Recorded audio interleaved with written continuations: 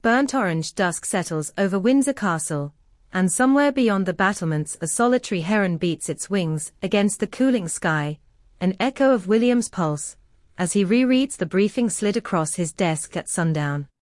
Harry wants back in. Or, more precisely, Harry's aides are seeking a father and son détente before the king's convalescence deepens into uncertainty. The request lands like a pebble on William's chest, light, almost laughable, yet positioned so precisely it stops all breath. For the first time since the brothers' childhood footraces through Kensington's sunken garden, William does not sprint to meet him halfway. Instead, he leans back, remembers every fresh bruise on the monarchy's public hide, and decides that distance might now be duty. The weight of one funeral. King Charles may speak of reconciliation in gentle, papery tones, but his private secretary has whispered a far sterner truth. The monarch insists Harry attend his funeral, whenever that day arrives. Nothing ruptures tradition, the prodigal must stand at the heart of the family procession. William hears the sentiment and tastes iron on his tongue. A reunion only at the foot of a coffin. The optics reek of hypocrisy, yet the alternative, Harry banished from his father's final farewell, would brand the House of Windsor as vindictive in perpetuity. The heir apparent rehearses possible futures, each one stitched with thorns. Catherine's quiet refusal. Catherine, cheeks paled by the chemo battles she wages behind palace curtains, has withdrawn from the chessboard. She once served as the monarchy's unofficial conflict whisperer, coaxing a snarling Sussex cat into tentative contact. That era is gone. Enough, she told a lady-in-waiting last week. The word hung in the corridor like incense. Catherine's peace came at the cost of sleepless nights, tabloid innuendo, and the constant worry that every PTA meeting might mutate into paparazzi ambush.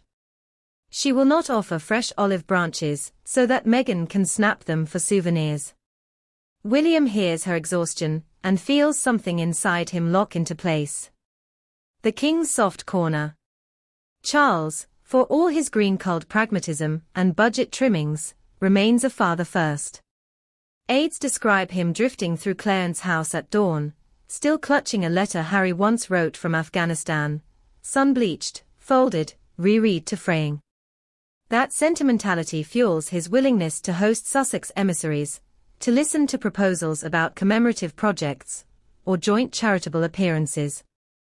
He believes in mended porcelain. William, steeled by poll numbers and constitutional inertia, understands porcelain glued in public never bears the weight of duty. The Meghan equation. Any thaw between Charles and Harry drags Meghan out of Californian anonymity and straight onto Catherine's doorstep.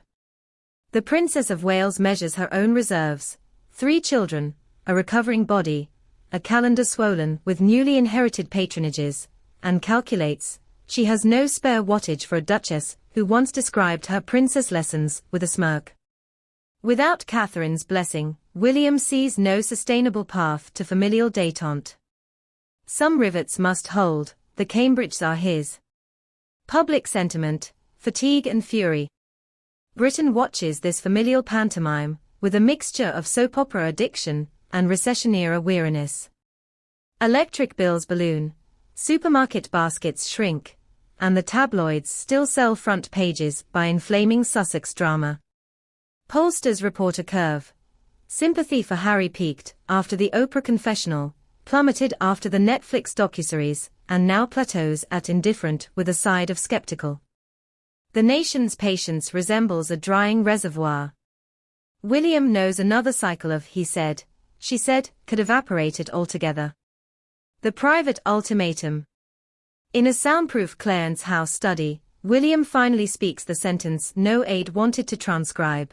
If Harry wishes to rebuild bridges, let him do so as a private citizen. The monarchy cannot host perpetual freelancers. Translation, a conditional invitation, return to family life without monetizing the reunion, without ghostwriters lurking in royal corridors, without camera crews waiting to film tearful apologies. Charles sighs, fatherly, defeated, and signals the meeting's end. Outside, flags stir on their poles like restless sentinels. Meghan's Hollywood silence. Across the Atlantic, Montecito's eucalyptus groves whisper gossip down gated drives. Meghan's circle frames British overtures as rinse and repeat publicity traps. She forwards call sheets for upcoming production deals, citing mental health boundaries, and reminds friends that the UK press devours contrition like carrion. In private, however, she scrolls through photos of Louis's tooth-gap grin and wonders if her own children will ever tumble across Scottish moors with their cousins.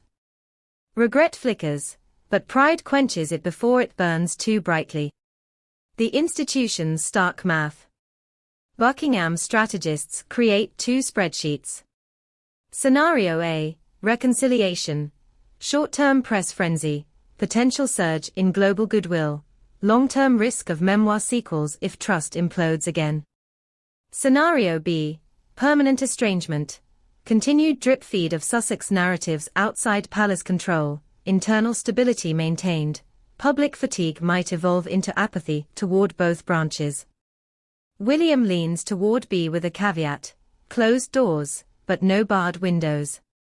A channel must remain for crisis diplomacy, funerals, coronations, inevitable hospital vigils. Beyond that, walls stand. Harry's echo chamber. In California, Harry reviews headlines about being informed of Charles's hospital stay, same time as the public. He remembers the quick hop to London when the cancer diagnosis surfaced, a 24-hour loop of limousines, awkward hugs, and the suffocating smell of Clarence House lilies.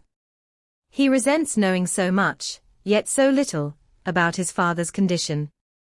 But he resents more the suspicion that every vulnerability he shares could appear in next Monday's column. Isolation breeds selective memory. He rewinds to William's shoulder bump at Sandhurst graduation, forgetting the shouting matches at Nottingham Cottage.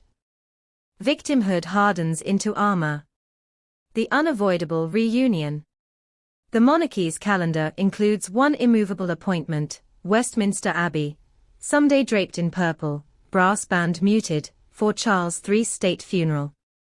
William imagines turning his head on that sad procession to behold his brother marching a sword's length behind, face a mosaic of grief and defiance. The heir wonders if the crowd will hiss or cheer.